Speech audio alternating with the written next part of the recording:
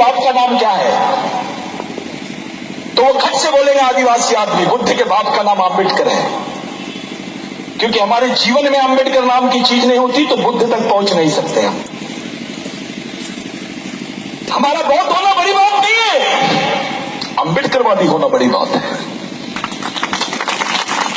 और बुद्ध को तो सब लोग जानते हैं, साक्यगण का आदमी था, राजघराने का आदमी था, इसलिए ब्राह्मण लोग भी बुद्धिज्म ले लिए। अम्बेडकरिज्म लेना अभी समझ में आएगा, क्योंकि अम्बेडकरिज्म इसलिए नहीं लेते क्योंकि बाबा साहब की जात आड़ में आ जाती है। इसमें सबसे ज्यादा अपने पढ़े लिखे लोग भी शामिल हैं। पढ़ा लिखा आदमी समाज का गद्दार आदमी है, सरदार ही गद्दार है। जिसने 5 साल के लिए हमारा आरक्षण लिया, ऐसे विधायक को बोलने के बजाय जिसने जिंदगी भर के लिए हमारा आरक्षण लिया उसको पहले बोलो। तो जितना विधायक जवाबदार नहीं है उतना समाज का कर्मचारी, अधिकारी, शिक्षक, विद्यार्थी ये जवाबदार है। आप लोग सोचते हैं पूरे 70 साल का आप सिनारियो देखो, दलित, आदिवासी और ओबीसी के रिजर्वेशन का, पॉलिटिकल रिजर्वेशन का फायदा कांग्रेस ने उठाया, बीजेपी ने उठाया है। आरक्षण का फायदा इनको मिला है, पार्टियों को मिला है, समाज को नहीं मिला। हम पार्टी में भी रहते हैं तो समाज को भूल के रहते हैं। ये जो मीटिंग है, ये जो सभा आप लोगों ने इंपॉर्टेंट सभा रखी है, इतने ही काफी है पूरे बैतूल को निपटाने के लिए।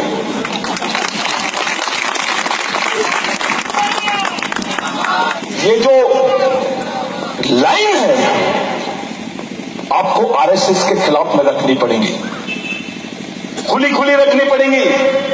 दबे शोरों में नहीं होना। दबे शोरों में करना रहता तो बाबा साहब खुलेआम नहीं आता, बिरसा मुंडा खुलेआम नहीं आता, टंटा भील खुलेआम नहीं आता। उसने अपने आप को, अपनी जात को, अपने समाज को और अपनी मांग को और अपनी विचारों को कभी छुपाया नहीं। ये तो लेडीज छुपाती है, ये गुण सही नहीं है। अब परिस्थिति हमारे सामने यह है कि हमारे आने वाली जनरेशन को किस तरफ लेके जाना है। आज बाबा साहब साथ में नहीं है, बिरसा मुंडा साथ में नहीं है, और केवल हम अपने लोगों के बीच में सिर्फ बरगलाते रहेंगे तो काम नहीं जमेगा। पहले तो ब्रेन खड़ा करो, ये कारखाना खड़ा करो। आपके पास में मिशन नहीं है, कुछ नहीं कर सकते आप। पहली के 50 संगठन है, मैं राष्ट्रीय अध्यक्ष, मैं वो अध्यक्ष, वो अध्यक्ष, अपने घर में रख ले अचार दाल, इसका कोई वैल्यू नहीं है। ब्रेन है, विचारधारा है तो मिशन खड़ा हो जाएगा। विचारधारा नहीं है तो खत्म हो जाओगे आप। अपने बच्चों को जिंदा रखना चाहते हो, अपने आने वाली जनरेशन को जिंदा रखना चाहते हो, तो आपके पास में प्लानिंग होने की जरूरत है। अरे जो खाना उगा रहा है, देखो कितनी खतरनाक बात है यार। जो उगा रहा है, उत्पादन कर रहा है, जो अनाज उगाता है, वो भूखा मर रहा है। ये दोनों बातें देखो कितनी खतरनाक है। किसान भूखा मरता कैसे है यार? वो तो खाना उगाता है, उसको खाना क्यों नहीं मिल रहा है? क्योंकि मार्केट इकोनॉमी आ गई है, इसको बोलते बाजारवाद। ये जो बाजारवाद है, इसमें सबसे ज्यादा ब्राह्मण बनियों को फायदा है, पूंजीपतियों का फायदा है। भैया सच बोलने के लिए आचार संहिता की जरूरत नहीं है। Fundamental rights are more important than your constitutional provisions in elections. तुम्हारे मूलभूत अधिकार किसी भी अधिकार से बड़े हैं। आचार संहिता प्रधानमंत्री के लिए है, आपके लिए नहीं है, और हमारे लिए तो है ही नहीं, क्योंकि हम मालिक हैं। ये मैटर होना ही नहीं।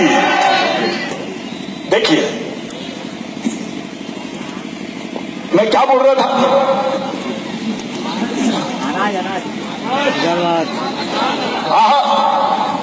तो जो खाना उगा रहा है, नहीं मेरे को भी मालूम होना चाहिए कि आप सुन रहे कि नहीं मेरे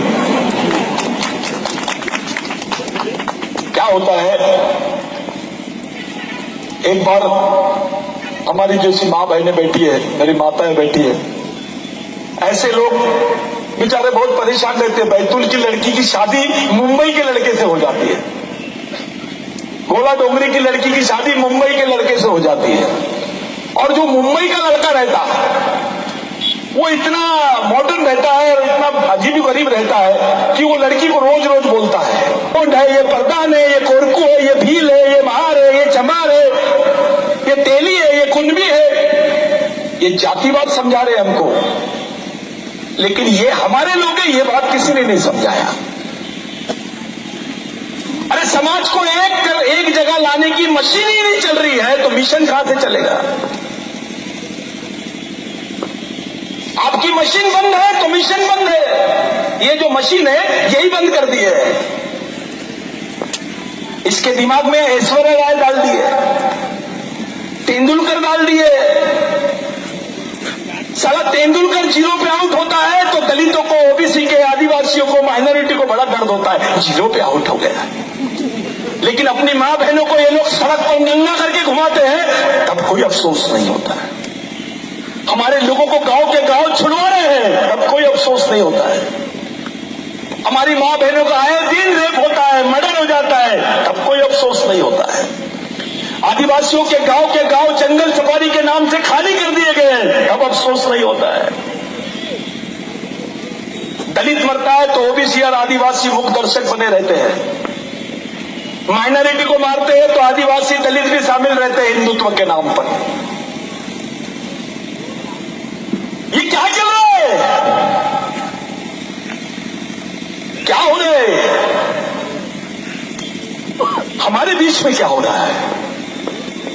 भाइयों, आप लोग बुद्धिजीवी हैं, आप लोग समझदार हैं, आप लोग इस बात को समझ सकते हैं कि मामला गड़बड़ कहां है, सर्किट में फॉल्ट कहां पर है। एक सही कदम, एक सही सोच, बाबा साहब ने केवल सत्ता की बात नहीं किया था। बाबा साहब के पास में सबसे इंपॉर्टेंट चीज थी social unification of this society. London में बाबा साहब ने रेशियल डिस्क्रिमिनेशन पे जो भाषण दिया उसका एडवर्स आप लोग पढ़ लीजिए, आपको पता चलेगा कि बाबा साहब चाहता क्या था। महात्मा फुले, इनकी मराठी में एक ग्रंथ है, स्लेवरी करके उनका बुक है, आप उसको पढ़िए, आपको समझ जाएगा महात्मा फुले चाहते क्या थे। बिरसा मुंडा क्या चाहते थे। बिरसा मुंडा ने क्रिश्चियन धर्म लिया, छोड़ दिया, वैष्णवी धर्म लिया, छोड़ दिया, और बोला गुलामों का कोई धर्म नहीं होता है, गुलामों का एक ही धर्म होता है, केवल संघर्ष, संघर्ष और संघर्ष। बिरसा मुंडा के सोच में लड़ाई के अलावा कोई दूसरा रास्ता नहीं था। जिस दिन आपकी बॉडी संघर्ष करना बंद कर देंगी, आप डेड हो गए। आपके स्वभाव में संघर्ष खत्म हो जाएगा, आप गुलाम बन जाओगे। समाज आर्थिक रूप से गरीब रहा चलेगा, लेकिन विचारों से गरीब नहीं रहना चाहिए। और जो समाज विचारों से गरीब रहता है वो गुलाम पैदा होता है और गुलाम ही मर जाता है। ये बात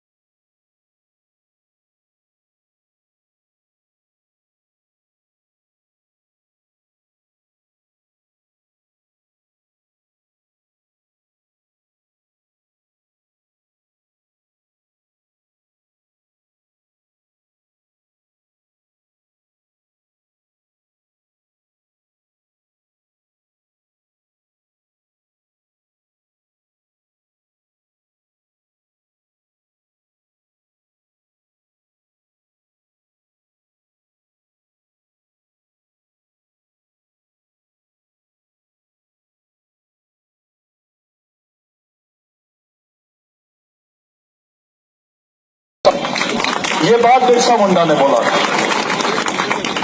जो आदिवासियों में बड़ा देव है, जो भीमाल पेन है, सजोर पेन है, ये झाड़ है, झाड़, महुए का झाड़। लोग हंसते हैं। मैं 5 मिनट और बोल सकता हूं नहीं? कुछ लोग एंथ्रोपोलॉजिकल डिपार्टमेंट ऑफ इंडिया, मानव विज्ञान डिपार्टमेंट जो है भारत का, दिल्ली में एक मीटिंग चल रही थी, मैं गलती से चले गया वहां। मेरे को बुलाए नहीं थे, आदिवासी आदमी को कौन बुलाएगा। तो मैंने एक चीज सीख लिया हूं, अगर नहीं बुलाए तो घुस जाओ, बाद में देखेंगे क्या करना है। तू निपटा दे हमको या हम तेरे को निपटा देंगे। पहले आदिवासी को ऐसे ही समझते थे लोग, ये लंगोटी वाला है, साला क्या कर लेगा। बिरसा मुंडा को भी ऐसे ही समझते थे, आधा कपड़े वाला है, ये क्या कर लेगा। लेकिन जैसे जैसे बिरसा मुंडा चल रहा है, वैसे वैसे समझ में आ रहा है कि ये समाज अब लड़ने के लिए तत्पर हो रहा है, अपनी लड़ाई की तरफ जा रहा है। तो वहां लोग हंस रहे थे, बोल रहे थे कि भैया ये सतीश पेन्नाम जो आया है यार, इनके समाज के लोग तो बड़े अलग ही है। ये महुए की झाड़ की पूजा इसलिए करते क्योंकि महुए की दारू पीते हैं। मैं थोड़ा देर रुका, मैं इधर उधर घूमा, मेरे को बर्दाश्त ही नहीं हो रहा था। मैंने बोला यहां तो कुछ बोला ही जाए यार। तो मैं वहां गया और एक सवाल पूछा उनसे कि भाइयों, आज से 10,000 साल पहले, अपन पानी पिलाएंगे उनको, पिएंगे नहीं तो आज से 10,000 साल पहले जब चावल नहीं था, गेहूं नहीं था, जवार नहीं था, तो आदमी खाता क्या था। तो महुए की जो पानी निकलता, अर्क निकलता, जिसको हमारे गोंडी में बोलते इरुक, उसकी रोटी बना के खाते थे। और 10,000 साल पहले आदमी के जिंदा रहने का आखिरी सोर्स था महुए का झाड़। आदिवासी आदमी आज भी महुए के झाड़ को अपना पेन मानता है, उसको पूछता है। 10,000 साल से मैंने सवाल किया, जिस समाज ने 10,000 साल से एक झाड़ से बेईमानी नहीं करी, वो इंसान से कैसी बेईमानी कर सकता है। आदिवासी संस्कृति में सुअर को भी नारायण पेन बोलते हैं, गोंडी में पत्ती बोलते हैं, उसको भी नारायण पेन बोलते हैं, उसको भी भगवान के जैसा स्थान है आदिवासी संस्कृति में। एक जानवर का इतना बड़ा स्थान है तो इंसान का कितना बड़ा स्थान होगा आदिवासी संस्कृति में, ये बात पूछ ली। सास्केगन की जो कंसेप्ट थी भगवान बुद्ध को, ये अलार कलाम ने बताई। अलार कलाम कौन था? इन्होंने जितने उपनिवेश ये जो लिखे हुए हैं हमारे बौद्धिस्ट कंसेप्ट की जितनी हिस्ट्री आई है, उसमें से इन्होंने सबसे खतरनाक काम किया। जो ब्राह्मण बौद्ध हुए, उन्होंने सबसे खतरनाक अगर कोई काम किया होगा तो अलार कलाम का मर्डर कर दिया उसमें। अलार कलाम मामूली चीज नहीं थी, लिंगो कोई मामूली आदमी नहीं था। ये एक अलग टाइप की कंसेप्ट है, कभी किसी दिन आप लोग बोलेंगे तो उस पर बात करेंगे। ये महुए की दारू कैसे याद आया? आपकी सरकार दुनिया की सबसे इंटेलिजेंट सरकार है यहाँ की।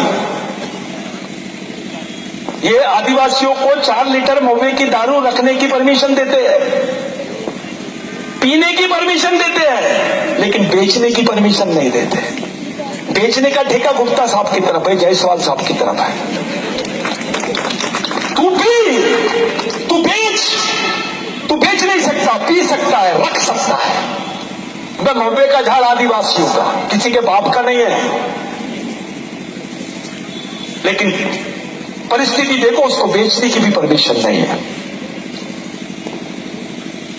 आदिवासियों के हालात में पूरे दलित भाइयों को, ओबीसी भाइयों को बताते जा रहा हूं। मेरे को एक मीटिंग है, उसमें जाना है करके मैं, लेकिन किसी दिन मेरे को बहुत अच्छा लगा कि आपके बीच में मैं आया, बात किया, और जिन्होंने आयोजित किया मैं उनको सल्यूट करता हूं। वो रियल सैनिक है, समाज के रियल नेता है। भाइयों, आदिवासी एरिया में वर्ल्ड में एक न्यूज आई थी टाइम्स ऑफ इंडिया में कि विश्व का सबसे बड़ा बड़ा देश है भारत, जहां पर सबसे ज्यादा ब्लड सप्लाई होता है, ब्लड बैंक है। मेरा इंटरेस्ट बढ़ गया। मैंने बोला इतना खतरनाक देश, और मेरा इंटरेस्ट और कब बढ़ा कि सबसे ज्यादा खून जो है आदिवासी लोग देते हैं। फिर और इंटरेस्ट बढ़ गया मेरा कि आखिर ये खून क्यों दे रहे हैं। तो जब मैंने देखा कि जो रक्तदान शिविर है वो कौन से क्षेत्र में होते हैं, जिन क्षेत्रों में कुपोषण है, जहां भूखा रह रहा है आदमी, काम नहीं है, वहां पर रक्तदान शिविर होते हैं। आदिवासी आदमी के पास काम नहीं है, 800 रुपए में अपना खून बेच के जिंदा है वो। 800 रुपए में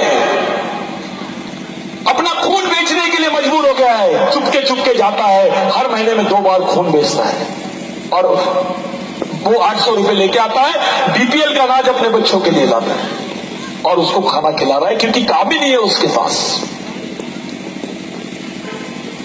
फिर दूसरी तरफ एक रैकेट चल रहा है आदिवासियों की किडनी का। गांव गांव में आदिवासी आदमी अब किडनी बेचने लग गया है, रीढ़ की हड्डी बेचने लग गया, अपनी आंखें बेचने लग गया है। ये एक बात का संकेत है कि अब आदिवासियों को सब्स्टिट्यूट ह्यूमन बना दिए इन्होंने। सब्स्टिट्यूट ह्यूमन याद है पर्यायी मानव। किसी को किडनी होना तो आदिवासी की ले ले, किसी को खून होना तो आदिवासी की ले ले, किसी को जमीन होना तो आदिवासी की ले ले, किसी को लड़की होना तो आदिवासी की ले ले। अब तो आदिवासी लड़कियों से शादी कर रहे हैं लोग, उसके नाम पर उसको सरपंच बनाते हैं, उसको विधायक बना देते हैं, उसका रिजर्वेशन करते हैं, उसको 10 साल 12 साल उसके नाम की जमीन ले लेते हैं। बाद में वो आदिवासी लड़की या तो कुएं में गिर के मरती है, या करंट से मरती है, या टीबी हो जाती है, या एक्सीडेंट होता है उसका। ये चल रहा है पूरे राज्य में। ये स्थिति है इस देश की। विश्व में कहीं नहीं है ऐसा परिस्थिति जो भारत में है। मध्य प्रदेश देश का वो राज्य है जहां सबसे ज्यादा आदिवासी रहते हैं, और यहां पे आदिवासियों की हालत ऐसी है तो देश के आदिवासियों की हालत क्या होगी, थोड़ा सोचिए। सोच ही नहीं रहा है कोई। उल्टे सूटे इलेक्शन, मैं नेता, वो नेता, ये नेता, वो नेता। बे तेरे बाप का है क्या? समाज को बेचने का नहीं, समाज को बचाने की तैयारी करो। ओबीसी कैसे बचेगा इसकी तैयारी होनी चाहिए। और अभी दिमाग से निकाल दे, दलित भाई भी, एससी भाई भी निकाल दे कि इनको नौकरियां वोकरियां लग गई है, तो ये बहुत बधाई। आपके कपड़े बदले हैं, घर बदला है, आपकी पहचान नहीं बदली इस देश में। आपके कपड़े बदल गए हैं, घर बदला है, बैंक बैलेंस बदला है, पहचान नहीं बदली, क्योंकि हमारे बाप की पहचान नहीं बदली। गलत आंदोलन है, संविधान बचाओ, गलत। अम्बेडकरवाद बचाओ। ये बचेगा तो आम आदमी बचेगा। आपके पेट में रोटी रही नहीं रही चलेगा, लेकिन दिमाग में बाबा साहब का विचार रहेगा तो इस देश में जिंदा रह सकते हैं आप। ये लाइन पकड़ो, नहीं तो मैं 2000 दे रहा हूं चंदा, 5000 दे रहा हूं, इतवार के इतवार दिन मिलेंगे, बिल्कुल पढ़ेंगे, तू पैगंबर मैं खुदा, एक दूसरे का स्वागत कर देंगे। बहुत अच्छा संगठन है ये। जो समाज का हेडमैन है ये डैडमैन बन गया है, ये मरा हुआ आदमी है। बिरसा मुंडा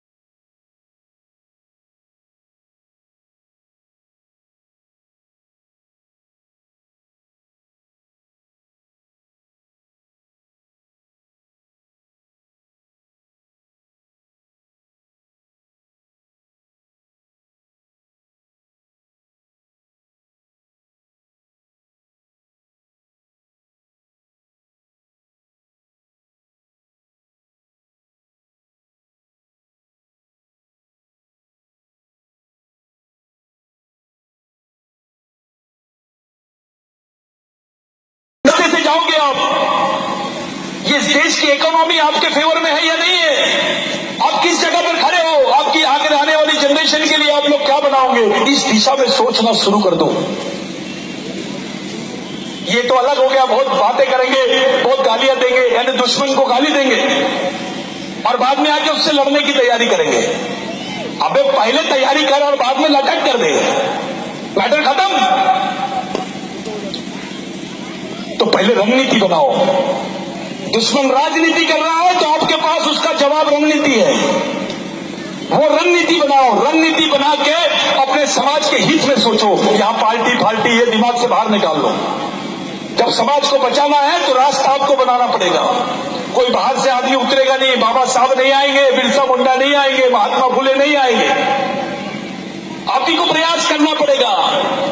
और ये ढोंग धतूरे बंद कर दो। हम राजा थे, हमारे आदिवासियों के दिमाग में डाला गया है अपना तो राज था। अबे आज तेरे को हगने को जगह नहीं है, रहने को जगह नहीं है, मरने को जगह नहीं है, खाने को रोटी नहीं है। तेरा सरदार गद्दार नहीं होता तो तेरे हिस्से में तो कुछ आता। आज मुस्लिम भाइयों के पास कम से कम मस्जिद तो है, बौद्ध भाइयों के पास कम से कम बौद्ध विहार तो है। आदिवासियों के पास क्या है? एक मुस्लिम भाई अपने बच्चे के हाथ में कुरान शरीफ देता है और उसको बताता है बेटा ये तेरे जीने मरने का रास्ता है। एक बौद्ध भाई अपने बच्चे के हाथ में बाबा साहब का बुद्ध और उनका धम्म देता है और बोलता है बेटा ये तेरे जीने मरने का रास्ता है। ओबीसी के सामने, आदिवासियों के सामने प्रश्न है, कौन सी किताब देंगे अपने बच्चों को? आप बताइए क्या है आपके पास अपने बच्चों को देने के लिए? अरे रोटी तो कुत्ता भी ला लेता है यार अपने बच्चे के लिए। गाय भी अपने बच्चे को दूध पिला देती है। आपने अपने बच्चों को कौन सा विचार दिया, ये जरूरी है। मैं किसी दिन आपके बीच में आऊंगा, खुल के बात होगी। ये सहमे सहमे चेहरे नहीं होना, खुली बातचीत होना। या तो इधर हो जाए या तो उधर हो जाए, क्योंकि अपने वंशजों का खून जो है वो लड़ाकू खून है, लड़ने वाला है, भगने वाला नहीं है। उसको कोई जरूरत नहीं थी। एक ही आम्बेडकर था, एक ही फुले था और एक ही बिरसा मुंडा था। याद रखना, ये याद रख लो। इन्होंने जो आंदोलन चलाया है, इस आंदोलन की गरिमा को समझ लीजिए, इसके बलिदान को समझो। अरे बिरसा मुंडा का आंदोलन नहीं होता तो तुम्हारे हिस्से में 2 एकड़ 3 एकड़ भी जमीन नहीं होती है, कुछ नहीं होता, कोई नहीं पहचानता तुम आदिवासी। रिकॉग्नाइज किया है बाबा साहब ने। गोदावरी के आंदोलन में बाबा साहब ने बोला मैं बिरसा मुंडा को अपने आंदोलन का गुरु मानता हूं, क्योंकि बिरसा मुंडा का जो आंदोलन था वो जल जमीन जंगल का आंदोलन था। और उसी आंदोलन से प्रेरित होकर बाबा साहब ने बोला कि इस देश की खेती का राष्ट्रीयकरण होना चाहिए। जो खेती की जो जमीन है उसका नेशनलाइजेशन होना चाहिए। अगर ये बात उस वक्त हो जाती तो एक भी आदिवासी, एक भी ओबीसी, एक भी माइनॉरिटी का आदमी, एक भी दलित आदमी बेरोजगार नहीं होता, आज सरकार का मालिक होता। वो इस सरकार में उसकी हैसियत मालिकियत की होती। इस देश में डुअल सिटीजनशिप है, दोहरी नागरिकता है। अमेरिका का आदमी भी नागरिक है। कोई बाहर देश का आदमी भी मध्य प्रदेश में आके वोट कर रहा है, लेकिन मध्य प्रदेश का जो मालिक है वो तो दूसरे प्रदेश में पड़ा है। बेचारा अपने राज्य में आके वोट भी नहीं कर सकता, उसकी इतनी औकात भी नहीं है, उसके पास टिकट के पैसे नहीं है। इसको बोलते हैं डेमोक्रेटिक एक्सप्लॉइटेशन, लोकतांत्रिक शोषण। उसको इस लायक ही नहीं रहे कि अपने हक में वोट भी डाल सके। वो दूसरे प्रदेश में जाता तो कार्ड नहीं मिलता, कास्ट सर्टिफिकेट नहीं मिलती, राशन कार्ड नहीं मिलता, कुछ नहीं कर सकता। वो यहां मजदूर रहता, वहां मजबूर हो जाता वो। और अब तो ऐसी हालत है भाइयों, अभी जितने ये सरकारी संडास बने हैं ना, शौचालय जाकर चेक करो, ये ठेके बड़े जाति के लोगों के। और वहां हमारी औकात अभी ऐसी है कि अगर शहर में हमारी समाज की गांव की लड़की आएगी तो वो बुरा नहीं मानना, वो पेशाब करने भी नहीं जा सकते, क्योंकि पेशाब करने के भी 10 रुपए लगते हैं। उसके पास आने के लिए 10 रुपए नहीं थे, तो बाथरूम लगी तो इज्जत से भी खड़े नहीं हो सकते इस शहर में। यानी धीरे धीरे हमारी एंट्री पर बंदी लगा रहे हैं लोग। बदलना पड़ेगा। कुछ चीजें हैं जिसको पहले बदलो, बाद में सब देख लेंगे। क्या नहीं होना ये पहले तय करो, क्या होना है हम बाद में देख लेंगे। मेरे बाद भीम सेना के हमारे भाई वो बोलेंगे, मैं आपके बीच में से सोचा था मैं रुकूंगा, लेकिन मेरे को थोड़ा काम है। लेकिन मैं आप लोगों का लाख लाख धन्यवाद देना चाहता हूं कि ऐसे माहौल में भी आप लोगों ने एक जगह आने की कोशिश की। भैया जो बोल रहे थे, आप बोल रहे थे मेरे को कि भाव बहुत कम लोग हैं, तो मैं कितने हैं देखता ही नहीं। एक गिनती वाला कार्यक्रम नहीं है अपने पास, ये कैसा है ये देखता हूं मैं। पब्लिक नहीं देखता भाई, मैं दिमाग देखता हूं। और मेरी लड़ाई तो ऐसी चली है, हम लोगों को तो बहुत सिक्के लगाए लोग, उससे कोई फर्क नहीं पड़ा। मैं भूल गया मैं इंजीनियर हूं, मैं वकील था, मैं इतना एजुकेशन किया, मैं क्लास 1 ऑफिसर था, मैं भूल गया। वो घर में रख दिया मैंने, उसको बंद कर दिया। अब जो मेरे समाज का सम्मान रहेगा वही मेरा सम्मान है। मेरे इससे नहीं होगा। अबे मैं बाबा साहब की इतनी डिग्री तो नहीं ले सकता, काफी है, मेरे बाप ने बना लिया पूरी। और बाकी का तो लाइसेंस अपने पास है, बिरसा मुंडा ने दिया है, कभी भी रिन्यू हो सकता है, वो कभी भी निपटा सकते हैं वो, उसका कोई जरूरत नहीं है। इनको ऐसा लग रहा होगा, आमा मामा काका पापा, इनको लग रहा होगा ऐसा कि ये लोग सोए हैं, तो गलत फहमी में मत रहना। आदिवासी को सिर्फ 10 मिनट लगते हैं बिरसा मुंडा आंग में आने के लिए, उसके बाद पूरी निपट ही जाएगा सब कार्यक्रम। मैं आप लोगों का बहुत बहुत धन्यवाद देना चाहता हूं। आपने इस मीटिंग के माध्यम से एक मैसेज गांव गांव तक जाना चाहिए। ये आरक्षित क्षेत्र है, आपको तय करना है हमारे आरक्षण का फायदा हमारा दुश्मन उठाना चाहिए क्या, हमारे आरक्षण का फायदा हमारा दुश्मन उठा के हमारे ही आदमी को मारना चाहिए क्या, ये आपको तय करना पड़ेगा। ये सब लड़ने वाले लोग हैं। मैं इन लोगों के सामने एक सोशल अपील करता हूं कि एक्सटर्नल मूवमेंट तो चले, इंटरनल मूवमेंट भी होना। हाथी के खाने के कुछ और दिखाने के कुछ, ये दोनों बातें होना चाहिए।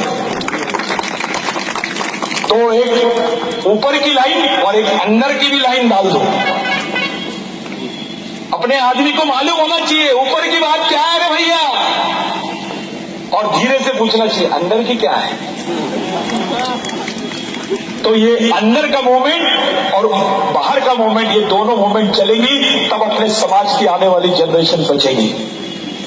और अपने दिमाग से निकाल दो मैं फलाना पार्टी का हूं, मैं ये संगठन का हूं, मैं ये जाति का हूं, ये धर्म का हूं, ये घर में रख के आओ। क्योंकि हमारी संस्कृति थी पहले